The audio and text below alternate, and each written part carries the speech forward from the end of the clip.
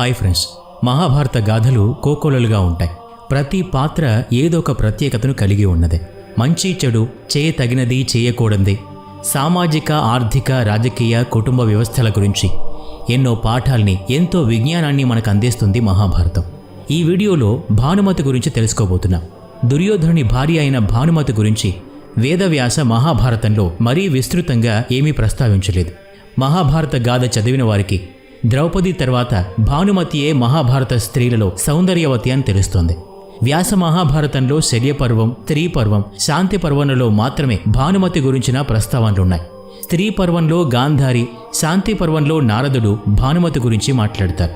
అయితే మూల భారతమైన వ్యాస మహాభారతంలో భానుమతి వివరణలు పెద్దగా లేవు. కానీ దక్షిణ భారత జానపద గాథల్లో దుర్యోధనుని భార్య అయిన భానుమతి గురించి ఎన్నో కథనాలు ప్రచారంలో ఉన్నాయి. ఆయా జానపద గాథల్లో వివరించబడ్డ భానుమతి వ్యక్తిత్వం గురించి తెలుసుకుంటే మాత్రం ఆశ్చర్యం వేస్తుంది. కళింగరాజు చిత్రాంగదుని కుమార్తె భానుమతి. కళింగం అంటే ఇప్పటి ఒడిశా ప్రాంతం. భానుమతి స్వయంవరంలో దుర్యోధనుడు, కర్ణుడు హాజరవుతారు. కర్ణుడి సహాయంతో దుర్యోధనుడు భానుమతిని స్వయంవర మంటపం నుంచి అపహరించి తీసుకుపోతాడు. తనకు కాక వేరే వారి మెడలో వరమాల వేయబోవటం తనకు అవమానమని భావించి దుర్యోధనుడు ఇలా చేస్తాడు. ఆ సమయంలో భానుమతితో పాటు ఆమె చెలికత్తె అయిన సుప్రియ కూడా ఆమెకు తోడుగా వస్తుంది. కొన్ని జానపద గాథల్లో దుర్యోధనుడు భానుమతిని, కర్ణుడు సుప్రియని ఒకే కళ్యాణ మంటపంలో వివాహమాడినట్టు చెప్పబడింది. అయితే భానుమతి అర్జునుడిని వివాహం చేసుకోదలిచిందని కొన్ని జానపద గాథల్లో ఉంది. అయితే అర్జునుడు ఆ స్వయంవరానికే రాలేదు. భానుమతి అపహరణ ఆమె తండ్రి చిత్రాంగదునికి చాలా అవమానంగా తోచింది. తండ్రి అవమానించబడటం భానుమతికి బాధ కలిగించింది. అయితే సమయం గడిచే కొద్దీ ఆమె దుర్యోధనుని భర్తగా అంగీకరించింది. వీరికి ఇద్దరు కవలలు కలిగారు. కుమార్తె పేరు లక్ష్మణ, కుమారుడి పేరు లక్ష్మణ కుమారుడు.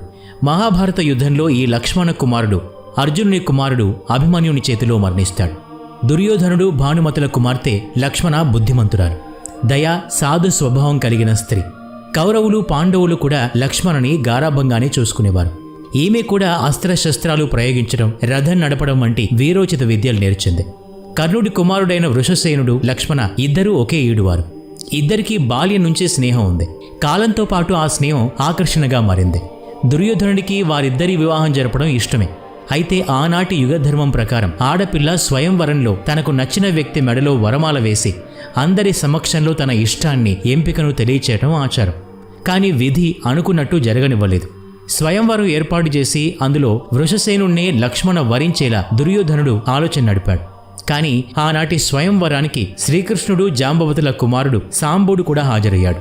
సాంబుడికి అల్లరితనం, టక్కరితనం జాస్తి. స్వయంవరంలో సాంబుడు లక్ష్మణను చూసి మోహిస్తాడు. అప్పటికే తెలిసిన సంగతి ఆమె వృషసేనుణ్ణి ఎంచుకుంటుందని. అయినా మర్యాదను దాటి సాంబుడు ఆమెను ఎత్తుకుపోవాలనుకున్నాడు. అడ్డొచ్చిన వృషసేనుణ్ణి ఓడించి మరీ ఆమెను తీసుకుని వెళ్ళిపోతాడు. అయితే కురువంశ మర్యాదను కాపాడటానికి భీష్ముడు, ద్రోణుడు తమ సైన్యాలతో సాంబుడిని వెంబడిస్తారు. ఇద్దరు మహాయోధుల ముందు సాంబుడు ఏపాటి పిల్లకాకి. యోధులిద్దరూ అతన్ని బంధిస్తారు. లక్ష్మణను తమతో తీసుకుపోయి సాంబుడిని కారాగారంలో పడేస్తారు. కానీ దుర్యోధనుని అభిమానం మాత్రం దెబ్బతింది. అసలే అభిమానధనుడు అని దుర్యోధనునికి పేరు. భానుమతి వచ్చి ఆనాడు అతను చేసిన దానికి ఇప్పుడు జరిగింది అనుభవించాల్సిందే అంటుంది. తన స్వయంవరంలో ఇలాగే తన ఇష్టానికి వ్యతిరేకంగా అతను అపహరించి తీసుకొచ్చాడు. తన తండ్రి అవమానంతో కుంగిపోయాడు. ఇప్పుడు తమ కూతురు సంగతి అలాగే ఉంది. కూతురు ఇష్టానికి వ్యతిరేకంగా, తండ్రి ఇష్టానికి వ్యతిరేకంగా అపహరణకు గురైంది. ఆనాడు తన తండ్రి, ఈనాడు తన భర్త దుర్యోధనుడు అవమానం పాలయ్యారు.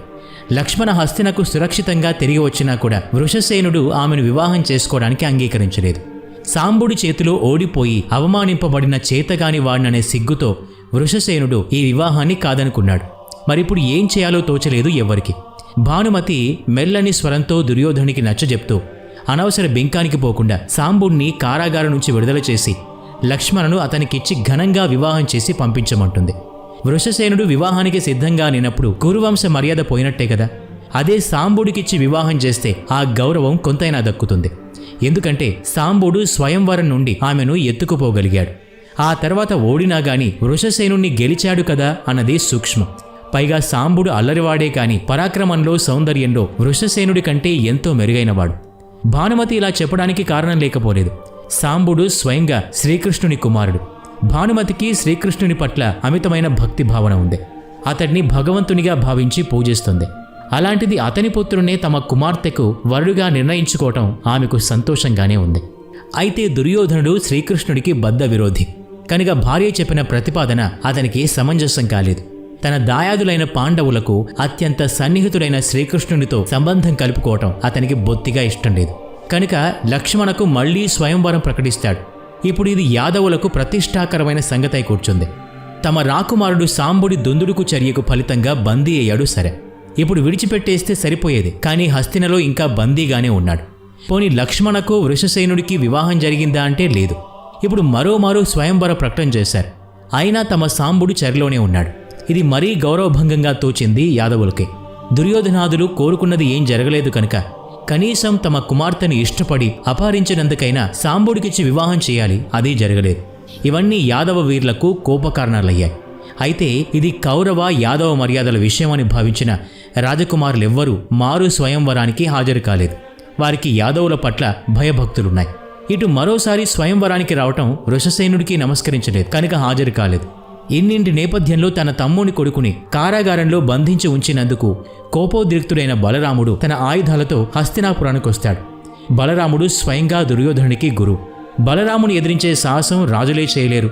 హస్తినాపుర మందిరంలోని సైనికులకు అంత ధైర్యం లేనేలేదు. బలరాముని గదాదండానికి మందిరం కూలుతూ ఉంటే దుర్యోధనునికి బుద్ధి చిక్కబడింది.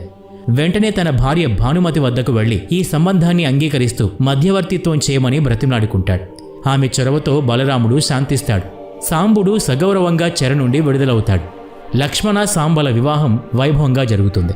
నిజానికి ఇది దుర్యోధనునికి ఇచ్చకి పూర్తి వ్యతిరేకం. ఆ విషయం ఇలా జరగ్గా కురుక్షేత్ర సంగ్రామంలో దుర్యోధనాదులందరూ మరణించాక యుద్ధంలో మరణించిన పురుషుల స్త్రీలందరూ భర్తలు పుత్రులు లేక తీవ్రంగా విలపించారు. భర్త చనిపోయిన స్త్రీ అతని తమ్ముల్ని వివాహం చేసుకోవటం ఆ కాలంలో ఉన్న ఒక ఆచారం. రామాయణ కాలంలో వాలి మరణానంతరం అతని భార్య తార వాలి సోదరుడు సుగ్రీవుణ్ణి వివాహం చేసుకుంది. అయితే అప్పటికీ పిల్లలున్నా లేకున్నా తోడులేని మహిళగా ఆమె హక్కుల్ని, ఆస్తిలో ఆమె వాటాను లోటు చేయకుండా ఉండేందుకు గాను ఆనాటి సమాజంలో ఇటువంటి ఆచారం కొనసాగేదని చరిత్ర పరిశీలకులు భావిస్తూ ఉన్నారు. అలా భానుమతిని అర్జునుడు తన భార్యగా స్వీకరించినట్లు జానపదులు చెప్పుకుంటూ ఉంటారు. తన భర్త శత్రువులతోనే అన్యోన్య బంధాన్ని ఏర్పాటు చేసుకుంది. కుటుంబాన్ని నిలుపుకుంది. ఎక్కడైనా పరస్పర విరుద్ధ స్వభావం కలవాళ్లు లేదా వస్తువులు సంఘటితంగా కనిపిస్తే భానుమతి సంబంధం అనే నానుణ్ణి ఉపయోగిస్తూ ఉంటారు. బహుశా ఇది ఒకనాటి సామాజిక రక్షణకు ఏర్పాటు చేసుకున్న ఆచారం కావచ్చు. కాలగతిలో నీతి నియమాలు మారుతూ ఉంటాయి కనుక ఇప్పుడు అవి వింతగా తోచవచ్చు. ఈ వీడియో నచ్చినట్లయితే లైక్ చేయండి, షేర్ చేయండి. ఇలాంటి మరిన్ని వీడియోస్ కోసం ఈ ఛానల్కి సబ్స్క్రైబ్ చేసుకొని బెల్ ఐకాన్ మీద క్లిక్ చేయండి. నెక్స్ట్ వీడియోలో మళ్ళీ కలుద్దాం. Thanks for watching.